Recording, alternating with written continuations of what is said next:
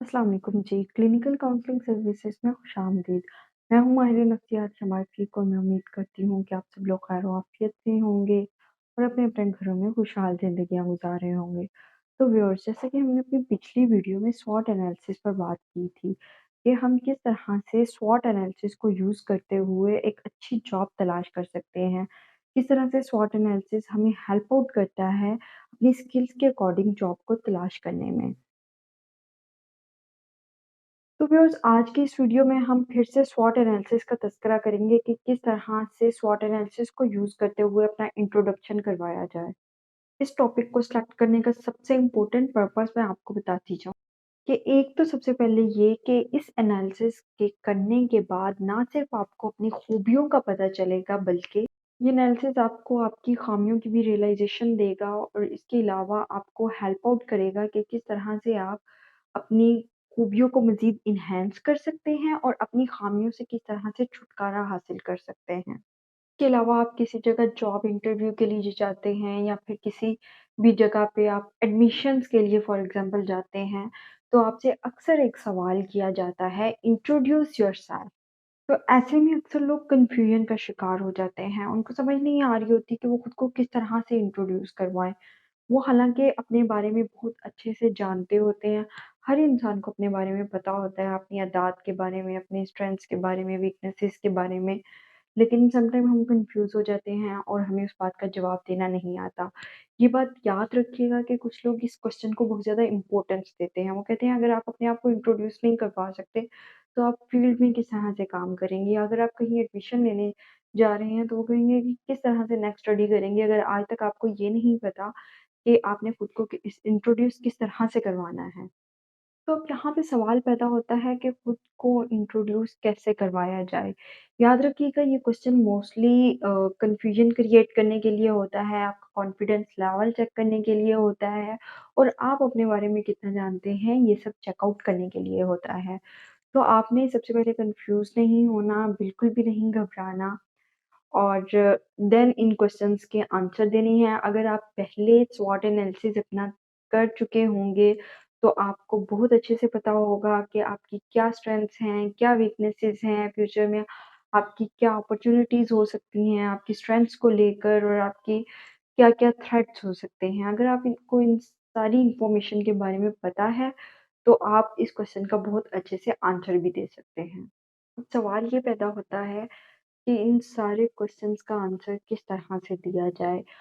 याद रखिएगा, आपने कभी भी डॉक्यूमेंटेड इन्फॉर्मेशन को नहीं दोहराना। आप सिर्फ़ एक हवाला दे सकते हैं अपनी डॉक्यूमेंटेड इन्फॉर्मेशन का, क्योंकि आप अगर आप सिर्फ़ ये बताते हैं कि मैंने फ़लाँ जगह से ये चीज़ की है या मेरा इतना एक्सपीरियंस है या मैं इतना अर्सा फ़लाँ जगह पे काम कर चुका हूँ, पढ़ चुका हूँ या जो भी आप उनको बताना चाहते हैं, तो आगे से आपसे ये क्वेश्चन किया जा सकता है, ये तो हमें पहले भी पता है। आप हमें अपने बारे में बताएँ, ठीक है? क्या आपकी स्ट्रेंथ्स हैं, क्या वीकनेसेस हैं या आप अपने बारे में कितना जानते हैं, वो बेसिकली यही बात जज कर रहे होते हैं। तो ऐसे में आपने बहुत केयरफुल होना है, जो ऑलरेडी इन्फॉर्मेशन उनको प्रोवाइडेड है, आपने उस पे ज़्यादा कंसंट्रेट नहीं करना, जो इन्फॉर्मेशन उनको प्रोवाइड आपने नहीं की, आपने ज़्यादा उन पर कंसंट्रेट करना है। अब नेक्स्ट हम बात करेंगे कि अपनी शख्सियत के बारे में स्वॉट एनालिसिस को यूज़ करते हुए हम किस तरह से जान सकते हैं। स्वॉट में एस का मतलब स्ट्रेंथ्स, डब्ल्यू का मतलब वीकनेसेस, ओ का मतलब अपॉर्चुनिटीज और टी से थ्रेट्स। तो स्वॉट में सबसे पहले हम स्ट्रेंथ्स की बात करेंगे और स्ट्रेंथ्स में हम अगर पर्सनैलिटी के लिहाज से अपना स्वॉट कर रहे हैं, तो हम सबसे पहले देखेंगे कि हमारी कौन-कौन सी पॉजिटिव ट्रेट्स हैं, हमारी कौन-सी ऐसी ट्रेट्स हैं जो कि हमें प्रोमिनेंट हैं। वो ट्रेड्स हम अपनी स्ट्रेंथ्स में इंक्लूड करेंगे, पॉजिटिव भी हो, प्रोमिनेंट भी हो। और जैसा कि फॉर एग्ज़ाम्पल हम मिसाल लेते हैं कि एक पर्सन है, बहुत ज़्यादा हेल्पिंग है, दूसरों को बहुत ज़्यादा हेल्प आउट करता है। तो वो क्या कर सकता है कि वो अपने हेल्पिंग बिहेवियर को अपने पॉजिटिव ट्रेड काउंट कर सकता है। और फॉर एग्ज़ाम्पल एक पर्सन बहुत ज़्यादा असर्टिव है, तो वो असर्टिवनेस को भी अपनी पॉज़िटिव ट्रेट्स में काउंट कर सकता है। यानी कि उसको गुस्सा नहीं आ रहा, वो पैसिव भी नहीं है, वो खुद को बिल्कुल इग्नोर भी नहीं कर रहा, वो दूसरों को बहुत ज़्यादा नीचा भी नहीं दिखा रहा, वो बिल्कुल एक कूल माइंडेड सा पर्सन है।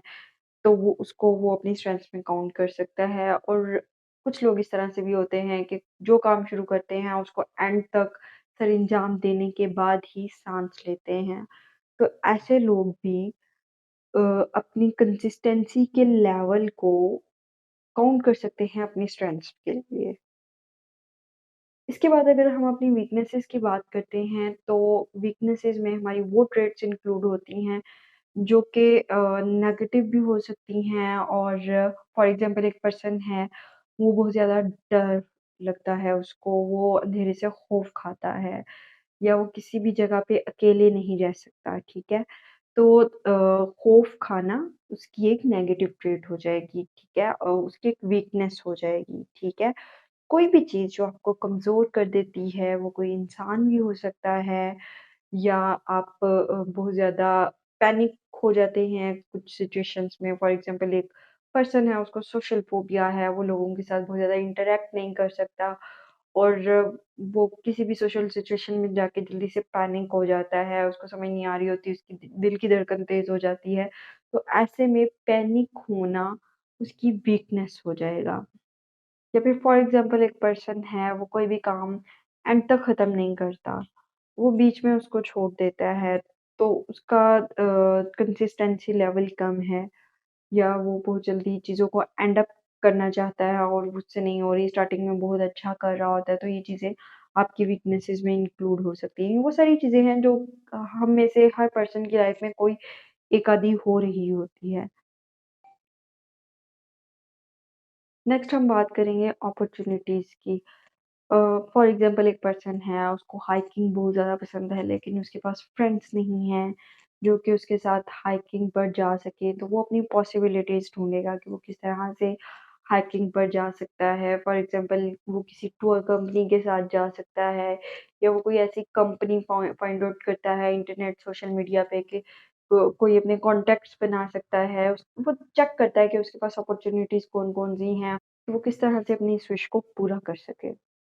नेक्स्ट हम बात करेंगे थ्रेट्स की। थ्रेट्स वो फैक्टर्स होते हैं जो कि आपको नुकसान पहुँचा सकते हैं। वो आपके कॉम्पिटिटर्स भी हो सकते हैं, वो लोग भी हो सकते हैं जो कि आपसे जेलस होते हैं, आपको आगे बढ़ते हुए नहीं देख सकते। इसके अलावा आपके अपने इकोनॉमिकल सिचुएशन भी हो सकती है। फॉर एग्ज़ाम्पल आपको पता है कि आपकी एक जॉब है 2 इयर्स के लिए है, तो आपको पता होना चाहिए कि 2 साल के बाद के लिए क्या-क्या थ्रेट्स होंगे। आपने अपनी इकोनॉमिकल सिचुएशंस को किस तरह से हैंडल करना है 2 इयर्स के बाद, ये आपको उस चीज़ में भी हेल्प आउट करेगा। तो ये तो हमारा स्वॉट एनालिसिस, जिसके थ्रू हम अपनी स्ट्रेंथ्स, वीकनेसेस, अपॉर्च्युनिटीज़ और थ्रेट्स को अच्छे तरीके से फाइंड आउट कर सकते हैं और अपनी पर्सनैलिटी के बारे में मज़ीद बेहतर तरीके से जान सकते हैं। अगर आपको वीडियो अच्छी लगी हो तो सब्सक्राइब करना मत भूलिएगा। इसी सब के साथ मुझे यानी माहिर नफ्सियात शमर को इजाज़त दीजिएगा। अल्लाह निगहबान।